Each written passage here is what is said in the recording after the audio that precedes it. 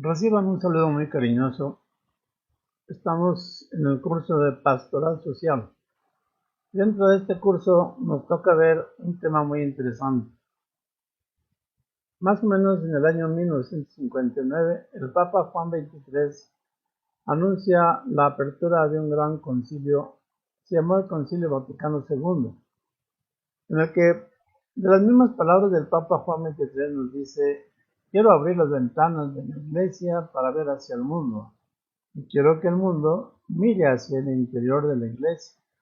Por eso es que en nuestro entorno, en nuestro cuadro, ponemos ahora al Vaticano, pero hacia afuera, hacia el pueblo, y el pueblo también puede entrar hacia el Vaticano.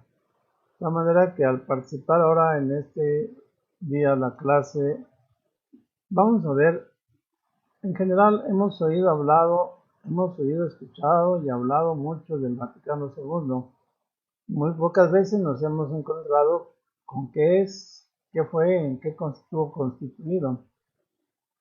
Vamos a ver cuántas sesiones estuvieron abiertas en este concilio con la participación de obispos de todo el mundo, cuántos fueron los decretos y también, de alguna manera, dentro de esos decretos, cuáles fueron los que de alguna manera corresponden a nuestro tema de pastoral social. En concreto va a ser el decreto, el documento de la Gaudium et Spes, los gozos y esperanzas. Este Concilio Vaticano II realmente es y tiene que ser para nosotros un motivo de muy fuerte estudio. Más bien deberíamos de tener también un curso sobre el concilio, porque a partir del Concilio Vaticano II, en el año 63 y más años, fueron abiertas las puertas de la iglesia, pero también se descubrió la finalidad del hombre y del mundo y de la finalidad de la iglesia en ese hombre y en ese mundo. En fin, nuestra clase no va a ser tan extensa, pero sería casi motivo de un nuevo curso. Sin embargo, veamos esta introducción y veamos principalmente cuáles fueron las primeras acciones de la Iglesia para el orden social.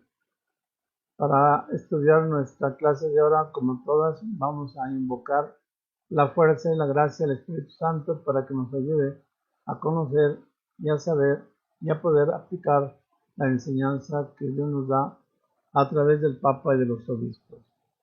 En el nombre del Padre y del Hijo y del Espíritu Santo. Amén. Ven, Espíritu Santo, llena los corazones de tus fieles y enciende en ellos el fuego de tu amor. Envía, Señor, tu Espíritu y se renovará la faz de la tierra. Padre nuestro, oremos. Oh Dios, que has iluminado los corazones de tus fieles con la luz del Espíritu Santo, haznos dóciles a sus inspiraciones para gustar siempre del bien y gozar de sus divinos consuelos. Por Cristo nuestro Señor. Amén. Digamos ahora la oración que el mismo Cristo nos enseñó. Padre nuestro que estás en el cielo, santificado sea tu nombre. Venga a nosotros tu reino. Hágase tu voluntad en la tierra como en el cielo. Danos hoy nuestro pan de cada día. Perdona nuestras ofensas, como también nosotros perdonamos a los que nos ofenden. No nos dejes caer en la tentación y líbranos del mal. Amén. Que la fuerza y la luz del Espíritu de Dios y la gracia que Dios nos da a través de la Iglesia, los sacramentos, sean para nosotros motivo de grande esperanza para alcanzar el reino de Dios.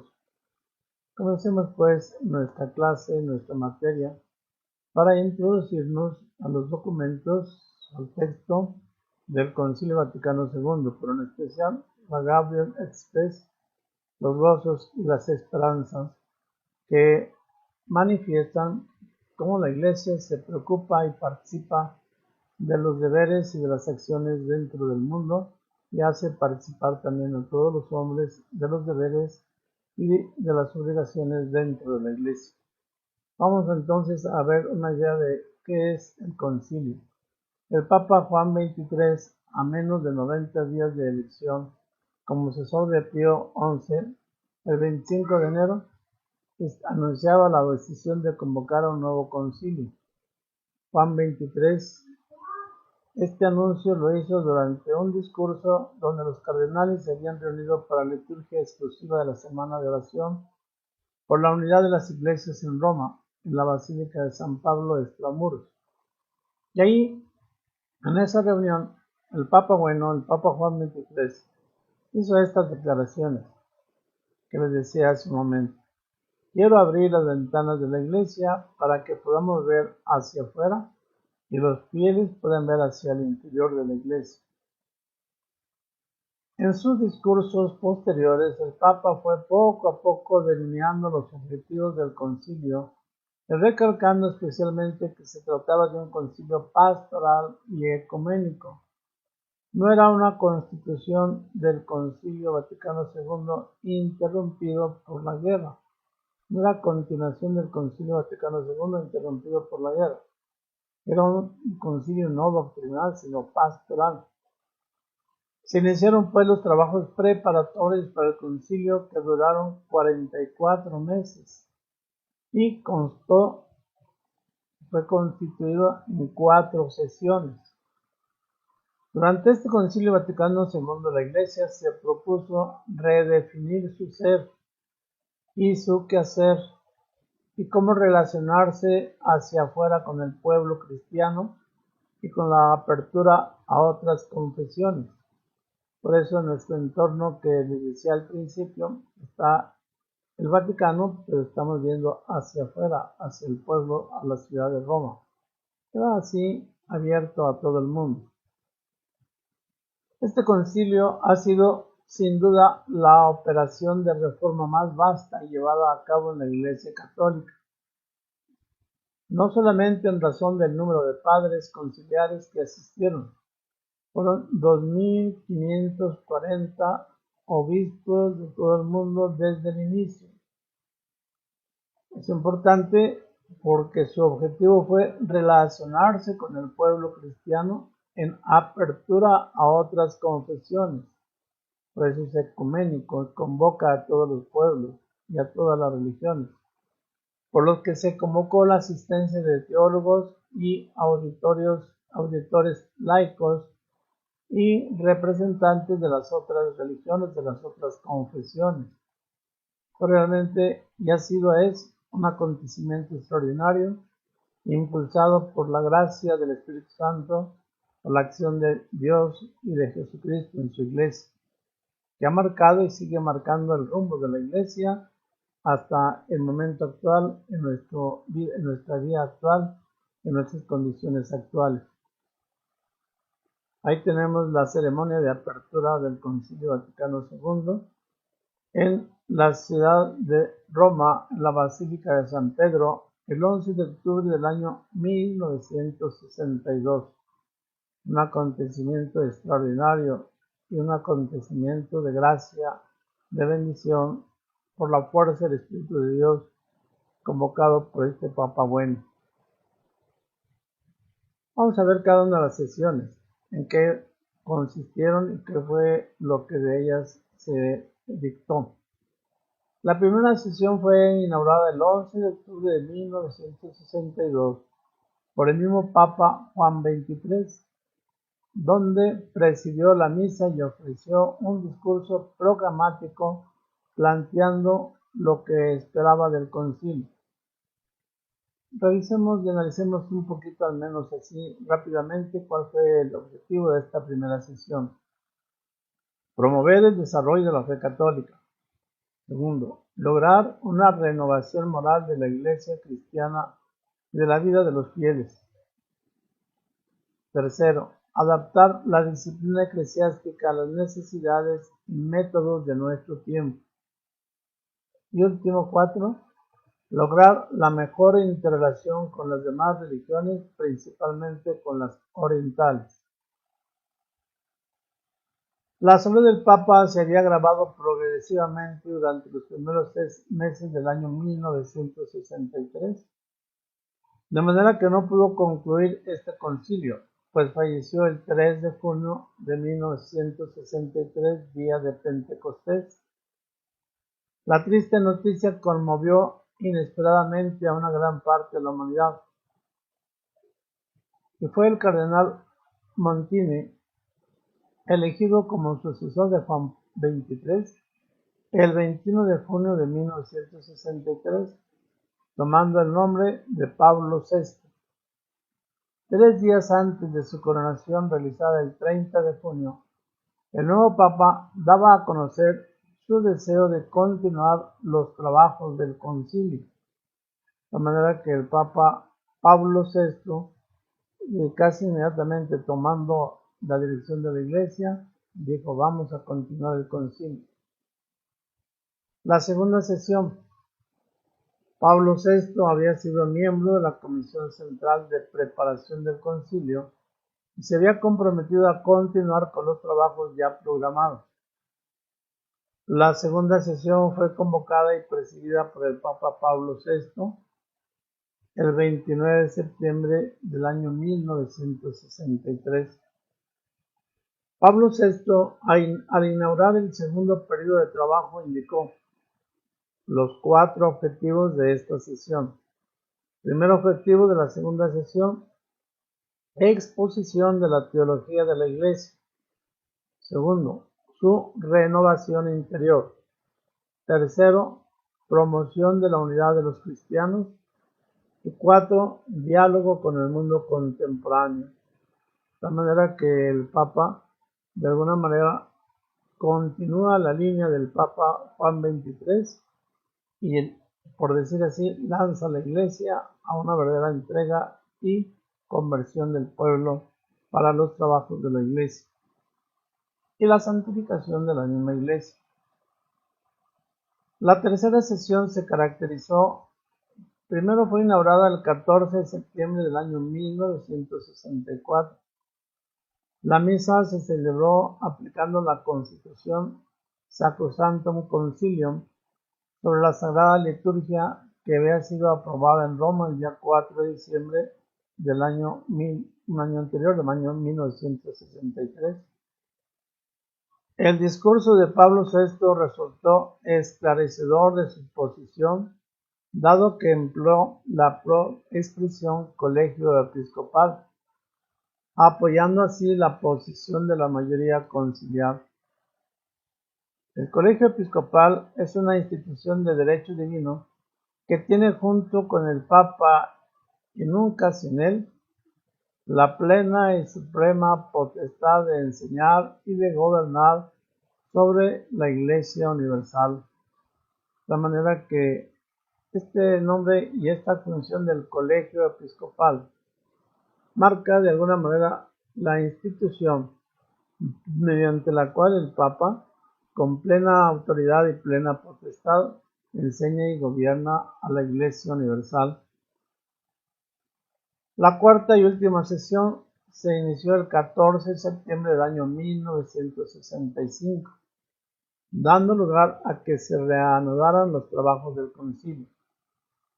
En el discurso de apertura, el Papa Pablo VI anunció la creación del Sínodo de los Obispos. También anunció que se visitaría la sede de la ONU para el 20 aniversario de su creación. Y así fue el primer Papa que estuvo en el edificio y en la reunión de todas las Naciones Unidas, Organización de Naciones Unidas, que fue precisamente un discurso plenamente aplaudido y plenamente aceptado. Al convocar el Sínodo de los Obispos, se establece que es una asamblea de obispos escogidos de las distintas regiones del mundo que se reúnen en ocasión determinada para tratar las cuestiones que se refieren a la acción de la Iglesia en el mundo y ayudar al Papa con sus consejos. Está sometido directamente a la autoridad del Romano Pontífice.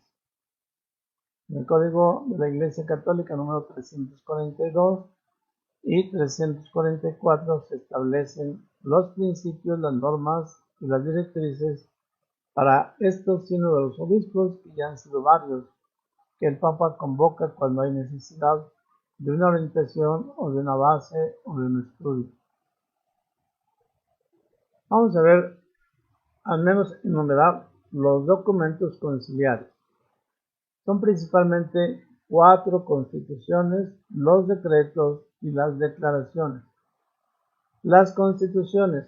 La primera de ellas, la Dei Verbum, constitución dogmática sobre la divina revelación.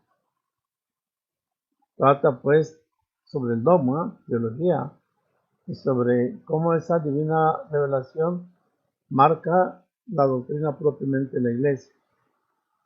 La segunda constitución, la Lumen Gentium, constitución dogmática sobre la Iglesia, la luz de los pueblos.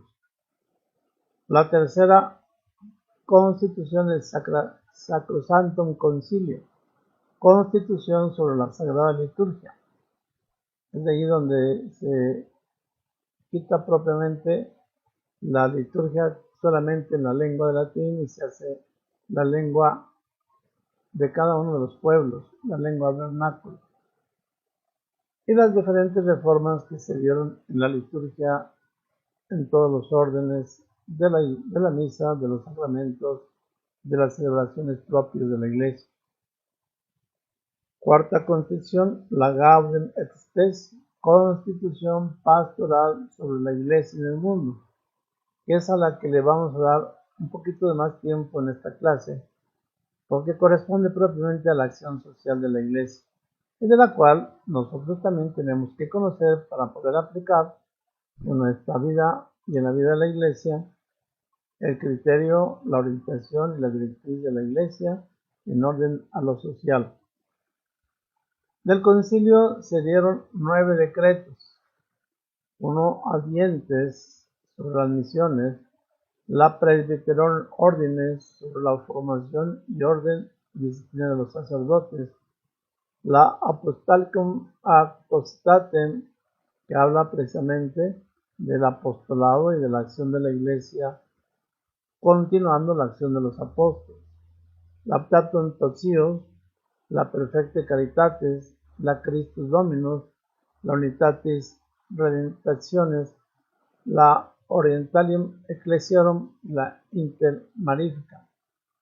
Los 9 decretos son propiamente como un resumen, como una acción de la doctrina de la Iglesia en todos los órdenes, que bueno, les digo, para poder estudiar todos estos documentos y constituciones del concilio, pues tendríamos que tener un curso especial para ello.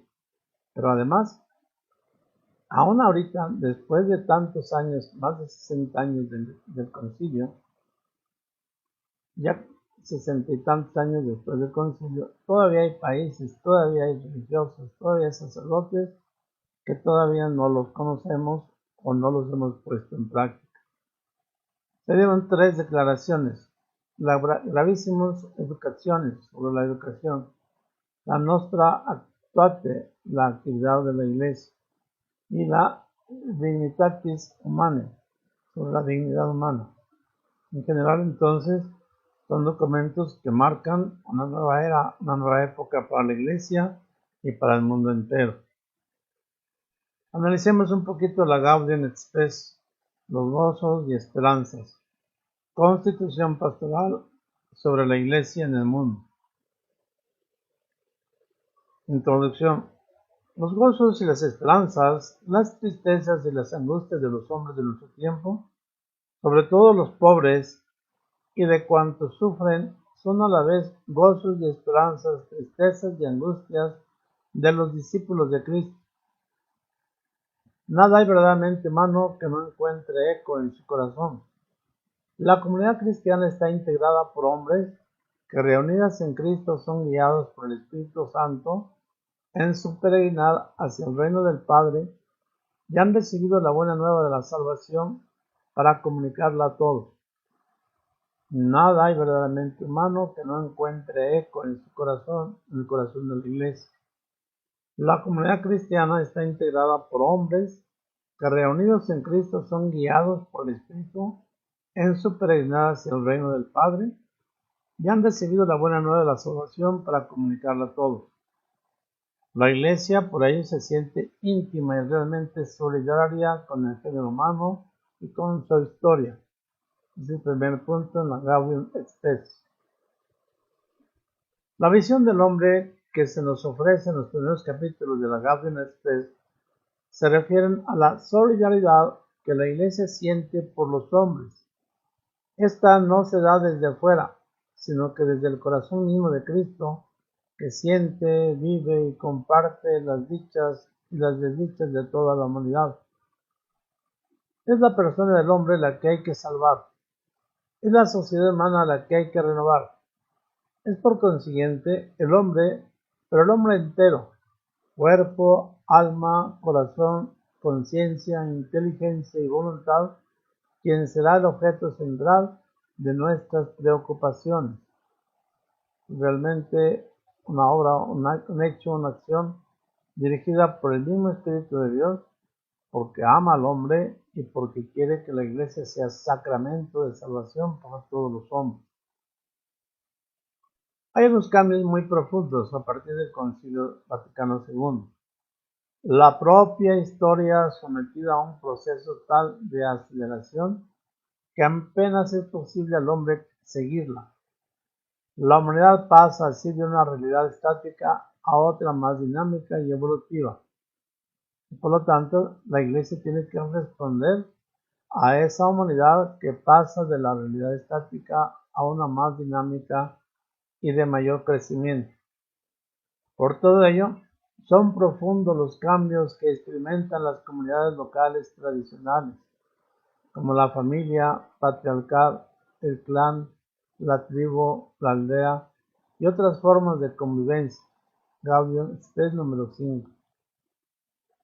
Aparecen discrepancias del orden, familia y sociedad, el orden demográfico y económico, generalidades, generaciones y raciales, entre los países ricos, los menos ricos y los más pobres. Y la Iglesia quiere dar una respuesta a estas discrepancias y a este desorden en el mundo. Este documento habla de manera especial sobre la dignidad de la persona. La Constitución Gaudium Spes ahora fija sus esperanzas en el hombre por ser creado a imagen de Dios. Esto significa dos cosas. Primera, que tiene capacidad para conocer y amar a su Creador, dado por Dios, innato en el hombre. Y segundo, que el hombre ha sido constituido por Dios como Señor de la creación terrena, para que los gobierne y se sirva de ellos, glorificando a Dios. Fíjense qué interesante. El hombre tiene capacidad para conocer y amar a su Creador. El hombre ha sido constituido por Dios como Señor de las criaturas terrenas, para que las gobierne y se sirva de ellas, glorificando a Dios. Gaudium Spes número 12. Cuando el hombre entra dentro de su corazón donde Dios le aguarda, solo él puede decidir su propio destino, una dignidad dada por Dios, creador del hombre, y cuya naturaleza va hacia Dios porque ha sido creado por él. El hombre debe de cuidar los siguientes puntos. La dignidad de su inteligencia, verdad y sabiduría. El hombre debe defenderla y debe de cuidarla y debe también ponerla en práctica. Dignidad de su inteligencia, la verdad y la sabiduría. La dignidad de su conciencia moral. No solamente de defenderla, sino de alguna manera ser consciente y vivirla, practicarla, estar presente en todas partes con la dignidad de su conciencia moral. Siguiente, la grandeza de su libertad, dada por el Creador y por sí misma la grandeza en la libertad del hombre. Siguiente, no sucumbir ante el misterio de la muerte, de manera que el hombre no tiene por qué estar triste o angustiado por la muerte, ni menos antes y mucho menos después. No dejarse vencer por el ateísmo sistemático, porque solo en Cristo el hombre nace de nuevo, porque solo en Cristo el hombre participa de la dignidad, de la unidad con Dios y de la plenitud de la vida. De tal manera que el hombre debe cuidar la dignidad humana y por lo tanto requiere que tanto el hombre actúe según su inteligencia, conforme y usando su libertad y conforme a su propia voluntad en la libertad. El bien común lo define como el conjunto de condiciones de la vida social que hacen posibles a las asociaciones y a cada uno de sus miembros el logro más pleno y más fácil de la propia perfección, que implica por ello derechos y obligaciones que miran a todo el género humano. Esta perfección de la persona es fruto del fermento evangélico que germina en el corazón del hombre, que por lo tanto es un derecho, es una dignidad y es una potestad del hombre defender el bien común. Promueve también que nosotros tengamos en cuenta que ese bien común tiene que ser una promoción de todos, de los hombres, de los gobiernos, de la iglesia y la sociedad.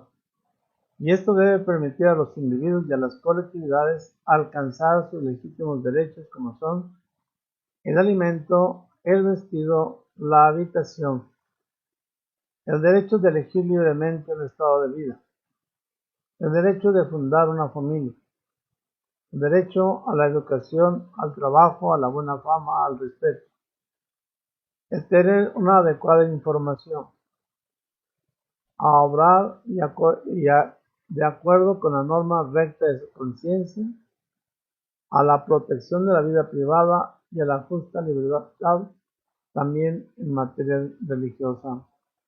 Todo esto constituye o envuelve o santifica o edifica el bien común que el hombre tiene que no solamente poner en práctica, sino dar a conocer, defender y llevar en cualquier orden de la vida.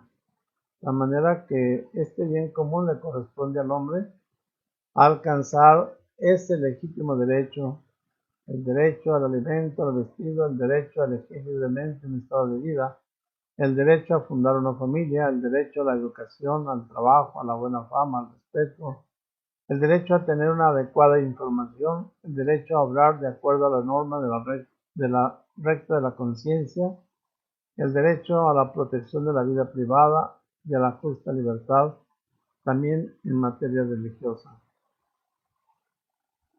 El respeto a la persona. El concilio inculca el respeto al hombre sin excepción de nadie.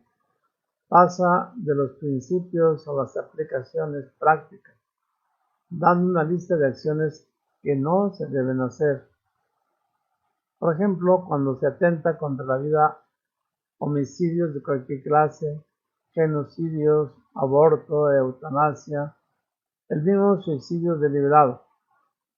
Cuando se viola la integridad de la persona humana, como por ejemplo las mutilaciones, las torturas morales o físicas, las detenciones arbitrarias, las deportaciones, la esclavitud, la prostitución, la tarea de blancas de jóvenes y las condiciones laborales degradantes.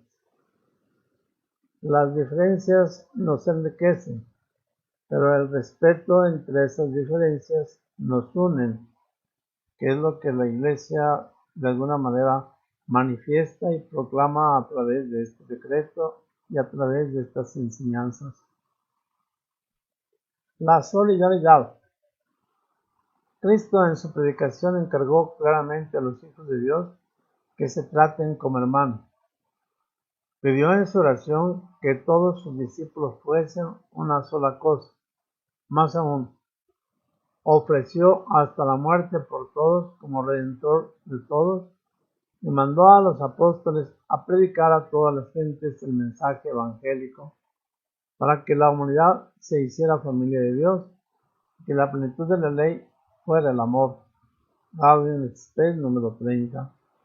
De manera que ahí tenemos resumida de alguna manera cómo la dignidad del hombre y la solidaridad y la manera de que nosotros debemos de ayudarnos nos ayuda a vivir en familia y a tener plenamente la ley del amor y, por lo tanto, la formación de la recta conciencia, el crecimiento en la civilización del amor y en la construcción del reino de Dios. Los siguientes temas del concilio Los siguientes temas de la concepción Gaudium Spes se refieren a condiciones diversas, como la ordenación de la actividad humana, la función de la Iglesia en el mundo, los problemas más urgentes de la vida social, la vida económica y social, la vida de la comunidad política y la construcción de la paz y la comunión y unidad entre los pueblos. Aquí tenemos una foto del texto de solamente esta constitución, que es rica y que sobre todo va muy actual en las mismas necesidades del mundo de aquella época y de nuestra misma época, que aún todavía no hemos podido alcanzar a llevar a la práctica, pero la Iglesia la sigue proclamando. Nosotros tenemos también el derecho y la obligación no solamente de conocerla, primero de conocerla y luego de anunciarla, proclamarla ante los demás. Ojalá que a través de todas estas enseñanzas pueda resultar a nosotros el ánimo, la alegría y la confianza de exponer, de platicar y de enseñar para que podamos crecer en una sociedad justa conforme al plan de Dios que ha sido su creador y que es propiamente de quien dependemos y a quien debemos de ir y caminar por la misma naturaleza del hombre creado por Dios para ir a Dios. Vamos a hacer algunas conclusiones. De esta forma, Gaudium Spes reflejó el clima de los tiempos en que fue redactada, como también la profunda actitud optimista del Papa Juan XXIII, quien había convocado el Concilio Vaticano II y que presidió su primera sesión antes de morir, y que de alguna manera pues ya había marcado los lineamientos, ya había marcado el camino y de alguna manera, aunque ya no físicamente, pero estuvo presente en todo el Concilio Vaticano II. La Iglesia no es de este mundo, es cierto, pero está en el mundo por la voluntad de Cristo y permanecerá en el mundo, llevando el mensaje redentor del Evangelio que humaniza profundamente y que lo que atañe a las necesidades humanas está en ellas y está en toda época, y lleva y orienta y hace caminar para que, edificados en el amor y en la gracia de Dios, podamos crecer y favorecernos en el mundo actual para alcanzar, vuelvo a repetir, la civilización del amor, la construcción del reino de Dios y la plenitud de la vida entre los hombres. Esta es, pues, nuestra meta, esta es nuestra guía, esta es nuestra enseñanza y nuestro camino para llegar al Padre. Hagamos en nuestra vida realmente una oración de acción de gracias a Dios por las maravillas que el Espíritu Santo ha manifestado en el mundo y ha encaminado a la Iglesia, la ha orientado a la Iglesia, para que podamos nosotros librarnos de toda esclavitud y librarnos de toda marginación, y librarnos de todo lo que no es, lo que está fuera del plan de Dios y que no es lo que Dios quiere. Pero desgraciadamente el mundo, las corrientes, las ideologías y el mismo cristiano se ha ido apartando del plan de Dios. Damos también a Dios que nos conceda la gracia de que no solamente podamos nosotros conocer o saber la existencia de estos documentos, sino que pudiéramos nosotros seguir adelante para conocerlos, para vivirlos, para que podamos transmitirlos a todos y para que con el conocimiento de esta enseñanza podamos realmente tener un mundo nuevo, un mundo mejor. Damos gracias a Dios y yo doy gracias a ustedes por su participación. Como en cada clase, nos despedimos saludando a la Virgen María como la saludó el ángel. Dios te salve María, llena eres de gracia, el Señor es contigo. Bendita eres entre todas las mujeres, y bendito es el fruto de tu vientre Jesús. Santa María, Madre de Dios, ruega por nosotros los pecadores, ahora y en la hora de nuestra muerte. Amén. Les doy la bendición. El Señor esté con ustedes, con tu espíritu. Que el Espíritu Consolador, huésped dulcísimo de sus almas, los transforme en Jesús dentro del corazón inmaculado de María para la gloria del Padre. Que la bendición de Dios Todopoderoso, Padre, Hijo y Espíritu Santo descienda sobre ustedes y permanezca para siempre. Amén. La alegría y la gracia de Dios permanezcan en ustedes, que sus corazones rebosen de gratitud y de buena alabanza a Dios y una perfección en su vida y en la comunidad donde cada uno se desarrolle. Que así sea para todos.